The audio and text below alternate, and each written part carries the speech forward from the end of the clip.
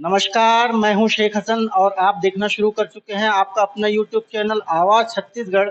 और आज हम आए हैं प्रकाश चंद्राकर जी के पास और इनसे जानने की कोशिश करेंगे कि ये इस बार जो है वो अध्यक्ष पद के लिए अपनी दावेदारी पेश करने जा रहे हैं भाजपा के बैनर के तले।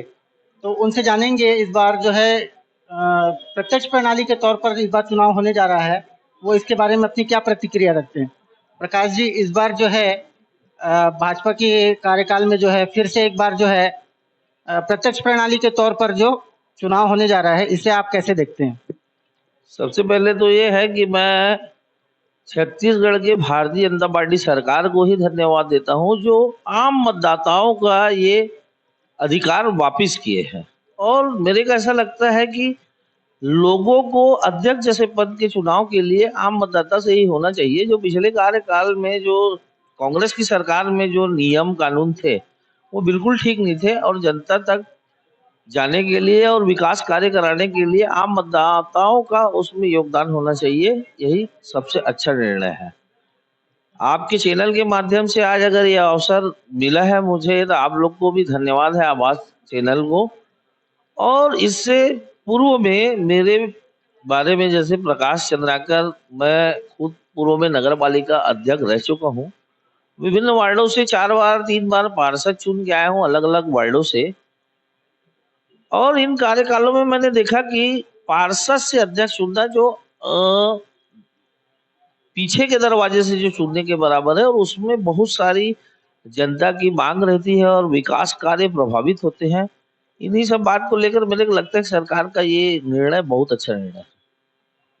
प्रकाश जी, जैसे कि देखने में आ रहा है कि इस बार जो है भाजपा के बैनर के तले जो है बहुत सारे प्रत्याशी हैं जो अपने दावेदारी पेश कर रहे हैं।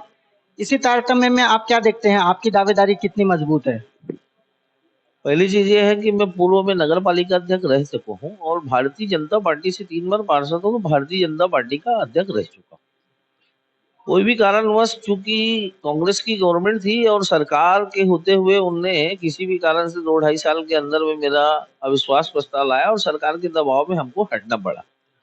और दावेदारी की बात है तो प्रबल दावेदारी हमारी है, और प्रबल दावेदारी हमेशा रहेगी भारतीय जनता पार्टी में। और जीत की ओर भी जाएंगे, और हमारे विकास जो हमने कार्य किए हैं, या जो कार्य योजना हमने 5 साल के लिए बनाए थे, वो कार्य योजना चूंकि 2 साल के अल्प कार्यकाल में रुके हुए हैं, पब्लिक तक अभी जाएंगे। और लोगों के पास जो हमारा जो 5 साल का रोड मैप था, उस रोड मैप में जो अधूरा हुआ है, उस रोड मैप को पूरा करने के लिए हमको चुनाव में जाना है। हम पब्लिक से और नेताओं से, सबसे अनुरोध करेंगे। और टिकट के लिए अभी हमारी प्रबल दावेदारी है। पूर्व में नगर पालिका अध्यक्ष रहे और भारतीय जनता पार्टी के ही पार्षद और अध्यक्ष रहे। विगत 20 सालों से हम भारतीय जनता पार्टी के ही हैं। अगर इस बार जो है भाजपा बैनर के तले अगर प्रकाश चंद्राकर जी को टिकट मिल जाता है तो वो भाजपा के बैनर से अपना चुनाव जो है लड़ने जा रहे हैं। अगर मान लीजिए कि अगर इस बार जो है आपको अगर किसी कारणवश आप पर भरोसा नहीं दिखाया जाता, तो इसके बारे में आप क्या कहना चाहेंगे? आप निर्दलीय प्रत्याशी के तौर पर फाइट करेंगे? सबसे पहली बात है कि भारतीय जनता पार्टी का पूर्व में मैं अध्यक्ष रहा हूँ, और भारतीय जनता पार्टी के कुछ पार्षद ऐसे जो गुमराह हो गए थे, और जिनके वजह से मुझे पद से जाना पड़ा था।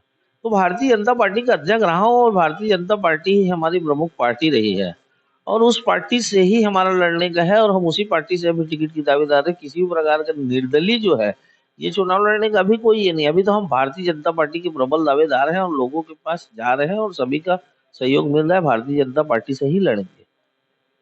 तो ये थे प्रकाश चंद्राकर जी, जिन्होंने प्रत्यक्ष प्रणाली को लेकर के और अपनी दावेदारी को लेकर के अपनी प्रतिक्रिया व्यक्त की है। एक बार फिर आए हैं देवीचंद राठी जी के पास और जानते हैं इनसे जो इस बार जो है प्रत्यक्ष प्रणाली के तौर पर जो है जनता अध्यक्ष के पद पर अपना प्रत्याशी चुनने जा रही है, उनका इस बारे में क्या प्रतिक्रिया है और क्या वो इस बार अपनी दावेदारी पेश करने जा रहे हैं, आइए जानते हैं। इस बार जो है जनता जो है अपना प्रत्याशी प्रत्यक्ष प्रणाली के तौर पर चुनने जा रही है, इसके बारे में आप क्या कहना चाहते हैं? ये बहुत सुखद अनुभव है। जब भारतीय जनता पार्टी की सरकार बनी उस समय मेरे द्वारा नगरीय प्रशासन मंत्री और उप मुख्यमंत्री महोदय जब महासमुंद प्रवास में आए थे, तो मैंने ज्ञापन सौंपा था कि पूरे प्रदेश के अंदर में चुनाव प्रत्यक्ष प्रणाली से होनी चाहिए करके, और इस बात को उन्होंने मंथन किया और मंत्रिमंडल ने जो निर्णय लिया है, निश्चित रूप से स्वागत योग्य कदम है।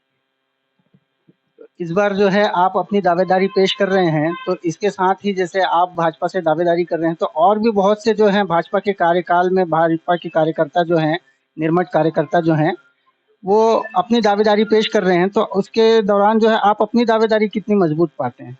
देखिए, अनारक्षित वर्ग के लिए महासमुंद की सीट वो गई है, तो निश्चित रूप से दावेदारों की संख्या बढ़ेगी, और मेरी दावेदारी भी मैं बहुत मजबूत ढंग से रख रहा हूँ, क्योंकि मैं 3 कार्यकाल से पार्षद हूँ, लगातार अलग-अलग वार्डों से पार्षद हूँ, 2009 में, 2014 में, 2019 में।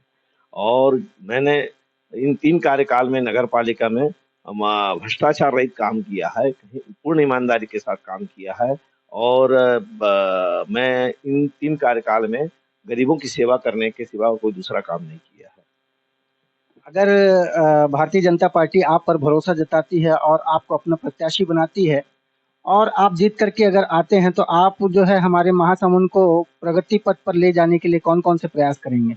महासमुंद की स्थिति वर्तमान में बहुत खराब है, और इन 3 सालों में मैंने देखा है कि बहुत ज़्यादा खराब हो चुकी है। नाली की सफाई नहीं हो रही है, लाइटें नहीं हैं, मूलभूत सुविधाएँ जो होनी चाहिए जनता के लिए, वो मूलभूत सुविधा नगर पालिका के माध्यम से नहीं हो पा रही है। तो सबसे पहले मूलभूत सुविधा को उपलब्ध कराया जाएगा, और उसके बाद विकास के काम को द्रुतगति से आगे बढ़ाया जाएगा। लिंक रोड का काम है, और यहाँ पे सितली नाला पे जो रोड बननी है उसका काम है। ऐसे बहुत सारे काम है, नए बस स्टैंड का निर्माण का काम है, गोकुल धाम बनाना है शहर के अंदर में। ऐसे बहुत सारी योजनाएं दिमाग में हैं, और भारतीय जनता पार्टी के नीति रीति सिद्धांत के अनुसार पूरे काम किया जाएगा। पंक्ति में खड़े अंतिम व्यक्ति का विकास हो, इस बात का ध्यान रखा जाएगा। बहुत समय पहले जब यहाँ पर डॉक्टर विमल चोपड़ा जी जो है वो अध्यक्ष पद पे अपना कार्यकाल निभा रहे थे, निर्वहन कर रहे थे अध्यक्ष पद का, उस दौरान उन्होंने एक बात कही थी कि नगर पालिका अर्थात नगर को पालने वाला। तो इस दौरान जो है जितने भी उनके कार्यकाल के बाद जितने भी लोग जो है अध्यक्ष पद पे अपना निर्वहन किए हैं, तो उनके कार्यकाल को आप किस प्रकार से देखते हैं? क्या उन्होंने नगर पालिका अर्थात नगर को पालने वाला पालक के तौर पर अपनी भूमिका सही ढंग से निभाई है? देखिए, उनका कार्यकाल बहुत स्वर्णिम कार्यकाल रहा। 2 कार्यकाल तक वो थे, एक बार भारतीय जनता पार्टी की ओर से, दूसरी बार नगर पालिका में निर्दलीय जीत कर आए, और पहले कार्यकाल का ही परिणाम रहा कि दूसरे कार्यकाल में वो निर्दलीय जीते, और उसके बाद वो विधायक भी निर्दलीय बने। तो उनका विकास का काम एक अलग ही ढंग से था। वो नगर पालिका को एक परिवार की भांति चलाते थे, महासमुंद की जनता को एक परिवार की भांति मानते थे, और उसके बाद जो भी अध्यक्ष बने हैं, वो नगर पालिका में कुछ अच्छा काम किया, ये नहीं बोलता कि उन्होंने गलत काम किया है। काम हुआ है, लेकिन भ्रष्टाचार चरम सीमा पर आज के समय में वहाँ देखने को मिल रहा है। मनीष शर्मा जी के पास, जो कि अपने वार्ड नंबर 26 के 2 बार के पार्षद रह चुके हैं, उनका ये दूसरा कार्यकाल चल रहा है और उन्होंने भी अपनी दावेदारी पेश की है भारतीय जनता पार्टी से। तो आइए जानते हैं उनसे कि वो इस बारे में क्या कहना चाहते हैं कि उनकी दावेदारी जो है बहुत सारे लोगों के बीच में अपने आप को कैसे पाते हैं, उनकी दावेदारी कितनी मजबूत।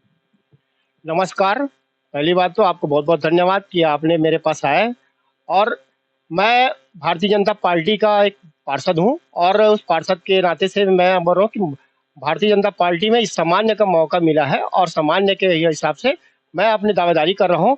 मैंने अपने संगठन से बात की है कि भाई मुझे एक बार मौका दिया जाए करके, क्योंकि शहर विकास में आज लोग चाहते हैं कि एक अच्छा पार्षद आए, एक अच्छे आए अध्यक्ष, इसलिए कि क्योंकि ना शहर विकास में बहुत पीछा है, और हमारा शहर महासमुंद शहर एक अच्छा शहर है। उसको हमको साफ सफाई, और हमारी जो है 2-3 तो हमारी मांग है, जैसा कि आप नहर लिंक रोड मांग है हमारी, ये हमारी बहुत पुरानी मांग है। इसको हम लोग तहे दिल से मैं चाहता हूँ कि उसको अच्छे से आगे बढ़े। हमारे योगेश्वर राजू सिन्हा जी है, हमारी रूप कुमारी चौधरी जी है, सांसद महोदय है, हम इनसे मांग करेंगे, और हमारे जो संगठन का हमारे मुख्यमंत्री जी से, हमारे प्रधानमंत्री जी से मांग करेंगे कि हमको पैसा दिया जाए करके। दूसरा है गौरव पथ मार्ग है, तीसरा बाईपास मार्ग है, जो आज बहुत महासमुंद छोटा सा जगह है, पर उसके हिसाब से ना बहुत ज्यादा ट्रैफिक बढ़ा रहता है। अगर बाईपास रोड अगर हो जाए तो हमारा ये मानना है कि बाईपास रोड होने से हमारा वातावरण सुधर जाएगा, अच्छा हो जाएगा, मार्केट अच्छे से चलने लग जाएगा। व्यापारी भाई लोग का भी ये कहना है कि भाई हमको बहुत ज्यादा तकलीफ होती है आने जाने में, इसलिए ना इस चीज को देखते हुए और मेरा यही है कि भाई अगर एक बार मौका अगर मेरे भारतीय जनता पार्टी अगर देता है तो मैं वास्तविक बता रहा हूँ, तहे दिल से मैं पूरा काम करूंगा और उसके बाद मैं वो शहर में विकास करूंगा। मेरे पास किसी प्रकार का नहीं है, मैं इतने दिन से राजनीति कर रहा हूँ, तो मेरे पास सबको लेके चलने का है।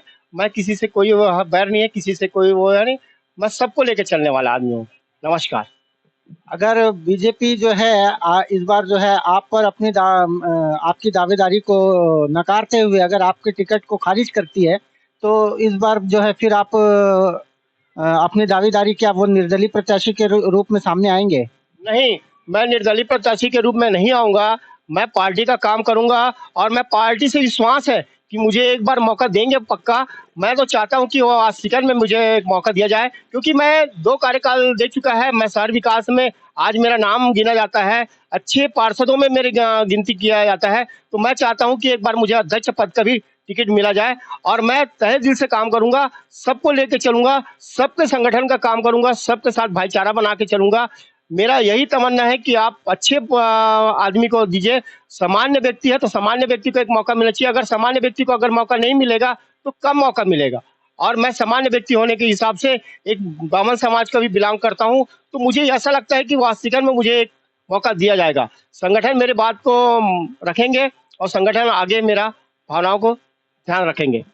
और इस बार जो है भारतीय जनता पार्टी के कांग्रेस कार्यकाल में जो है अध्यक्ष पद का चयन जो है जनता प्रत्यक्ष प्रणाली के तौर पर करने जा रही है, इसे कैसे देखते हैं? देखिए, बहुत अच्छा सोच है, क्योंकि जो अगर सोचा है कि डायरेक्ट अध्यक्ष पद हुआ जाएगा, तो इसमें क्या होता है, किसी प्रकार की पार्षदों का दबाव नहीं रहेगा। जो अध्यक्ष चुन के आएंगे, जनता जानते हैं कि कौन सही व्यक्ति है, वो सही व्यक्ति का चयन करेगा, ना कि किसी के बहकावे में आएंगे। सही व्यक्ति का चयन तभी हो सकता है ताकि जनता द्वारा चुना जाए। जनता द्वारा चुनने से सही व्यक्ति का चयन होता है। यही कहना है मेरा। ये थे मनीष शर्मा जी, इन्होंने भी अपना दावेदारी पेश करी है और अब देखना होगा कि दावेदार बहुत हैं और भारतीय जनता पार्टी जो है अपना दांव कौन से मोहरे पर लगाएगी। मैं हूं शेख हसन और कैमरे के पीछे हैं शेख अजीम और आप देख रहे थे आवाज छत्तीसगढ़। आज की हमारी इस बातचीत पर आपकी क्या प्रतिक्रिया है ज़रूर बताएं, नीचे कमेंट करके हमें अपनी प्रतिक्रिया ज़रूर बताएं और हमारे इस चैनल को लाइक करें, शेयर करें, सब्सक्राइब करें। जय छत्तीसगढ़।